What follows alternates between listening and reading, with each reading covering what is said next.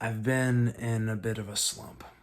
This time last year, I felt unstoppable. I was recording and releasing music every week that culminated in an album.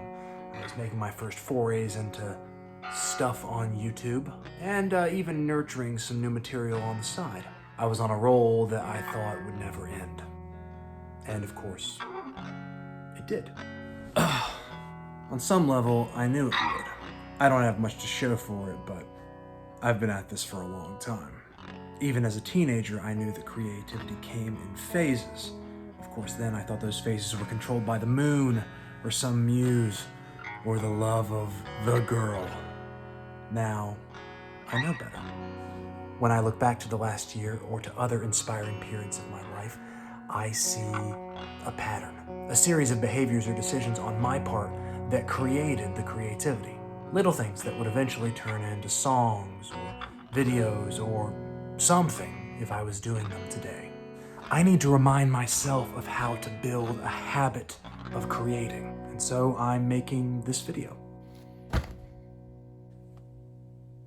Every project or pursuit should begin in the same place. You start by defining success. If you want to make something, the question becomes, what's the something? When you're choosing your goal, I recommend you focus on two things. First, pick something that's fulfilling, like that will feel good for you to achieve. More about that in tip number 5. And second, and for me, this is the key, pick something that's easy, something that will be easy for you to achieve. Bear in mind that your overarching goal is to establish a habit of creating. Now isn't the time for ambition. Ambition creates real and mental hurdles that you would have to overcome, and you don't have time for that. You're trying to build a habit, so start by picking something that's easy for you, something that you know you can accomplish. Take this video, for example. I've got other video ideas. Some of them are bigger and better. A lot of them even have scripts. But the things that make them bigger and better are also the things that make them impractical and intimidating. But this video, this is easy for me to make. I just get to talk to myself, give myself advice. I do that every day. This is easy for me, about as easy as it gets, and that's why I picked it. This video is like a little domino that I know I can knock over, and that I know will knock down more dominoes in the future. That's the plan, really, because it's not just about making this video or accomplishing whatever easy goal you set for yourself. It's about the next goal. It's about creating a series of goals that you know you can achieve, because every single one of them is guided by this initial principle. Easy does it. Pick something easy for you to achieve. I know that as long as I pick a project that's easy, I'll get the buzz of completing it and really be eager to move on to the next project. And I also know from experience that easy changes over time. As I do more of these, or more songs, or more something, I'm gonna get better at that. I'm slowly going to have an appetite for things that are more difficult, or at least they would seem difficult today, but in that moment, they're gonna fall under easy. I'm not saying this is gonna snowball into like writing and recording your magnum opus over a period of 2 weeks, but the point is that you can slowly work your way to something like that. I know because I just did it last year. I started recording songs by sitting alone in my shed and opening the voice memos app on my iPhone and just playing through them. And that was the little domino that slowly, week over week, became a little bit more complex, a little bit more structured, a little bit more difficult, but still felt easy the whole time, until eventually I was doing multi-track recording with 10, 15 tracks on a given song. In retrospect, when I look back, it feels like a giant leap, but it really wasn't. It was little dominoes, one after another. Not to state the obvious, but even the easiest goals take a little bit of time to complete. So set aside time to pursue your goal. Schedule time. There are no rules here. There's no perfect way to make time, but you do have to make it. In general, I recommend that you follow tip number 1 here as well. Pick something that's easy for you in the context of your life. Something that you know you will actually do. Make it easy for you to follow through with the commitment that you make to yourself. I've done it different ways at different points in my life. In 2016, I wrote a song each day for almost 4 months. And the easy way for me to do it at that time was to take little 10 and 15-minute increments throughout the day and build them slowly into a song. Contrast that with last spring, when every Wednesday night after my oldest went to bed, I went out to the shed behind my house for 3, 4, 5, 6 hours, whatever it took to do the lion's share of work, rewriting and recording the song I was working on that week. That's the approach that fit best into my life at that time. And it's completely different from what I did in 2016. And that's fine. The point is to set the time and devote it. Really be true to the schedule that you set for yourself. When you designate time as creative time, treat that designation with respect, the same way that you would something that you'd schedule with a close friend, family member, significant other, whatever. I worked hard, really hard, to preserve my creative time and to keep it free from distractions and other things that would compete for my attention during that time. And that's not always easy, but it's relatively easy if you're keeping a reasonable time. Slices of time that are reasonable in light of your life. Remember, you don't have to make this difficult for yourself. Little dominoes, easy dominoes will get you there.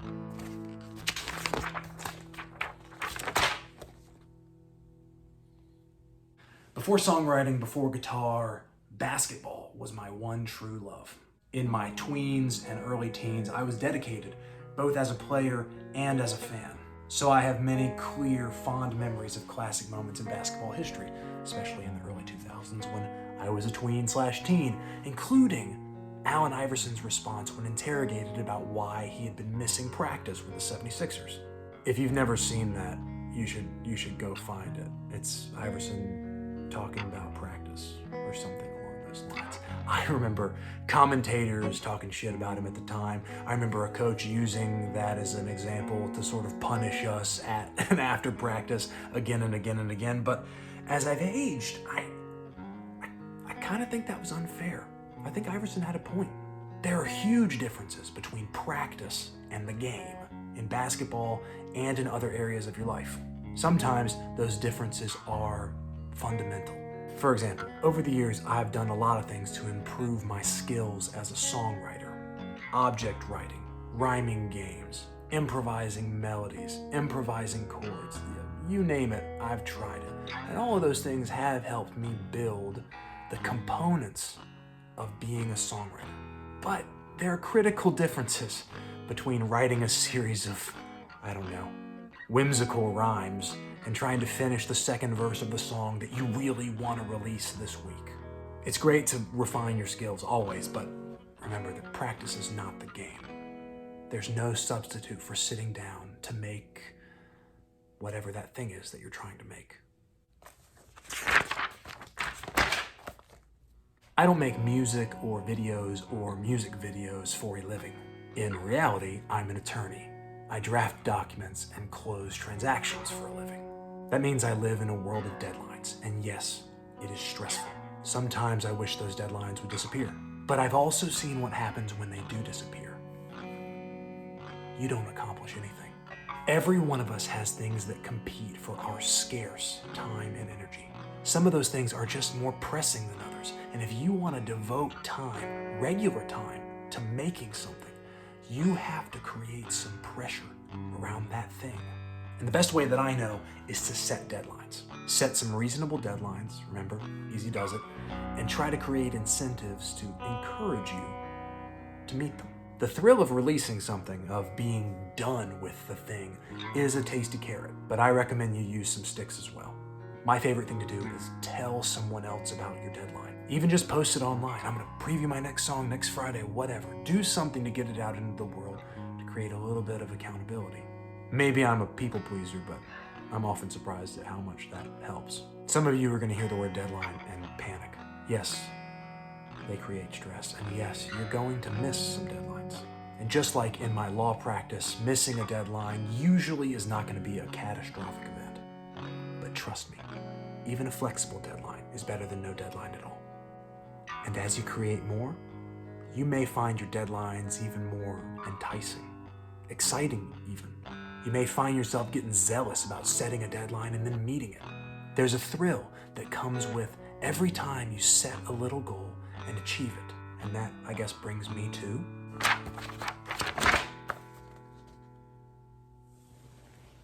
if you set an easy, attainable goal, dedicate your time, focus on the goal, and use deadlines to your advantage, you may look up one afternoon and realize that you've done it.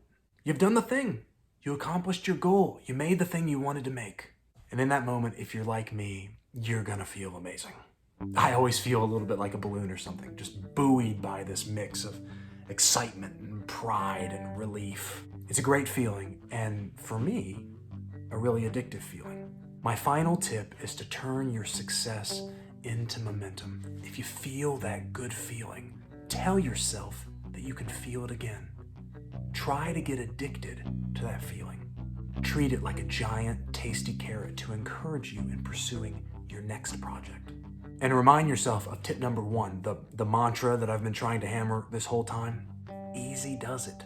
Savor the fact that you feel this good after pursuing and completing something that you chose, a goal that you set because it was easy. If it feels this good to create, and if creating can be this easy, then you'll be able to tell yourself with confidence, with certainty, that you can do it again. But why should you listen to me? I'm sitting here on my couch making a video to give you and me advice when I could be making stuff, right? Well, the answer, the truth, is that even the firmest habits can fade, as mine did, and sometimes you need a little bit of a boost to get back into it. A reminder of what you have to do and of how easy it can be. So that's what this is, and I hope you liked it. And if you did like it, click like, I guess, or tell me in the comments. I really like the comments. I'd love to hear what you do to ensure that you maintain a steady habit of creating stuff. Please add tips 6 through 36 to this list. I'd love to hear them. I'd love to use them. Feed my habit, please. And if you want to see what I do next with the momentum I'm establishing here, subscribe to my channel. I don't know if you're gonna get another self-talk or new music or something entirely different, but I can assure you that it will be something. I'm confident that it will be something. Until then, and as always, thank you so much for your time. Take care of yourself, and I'll see you next time. And in the meantime, go that easy thing you were thinking about, just do it. You can thank me later.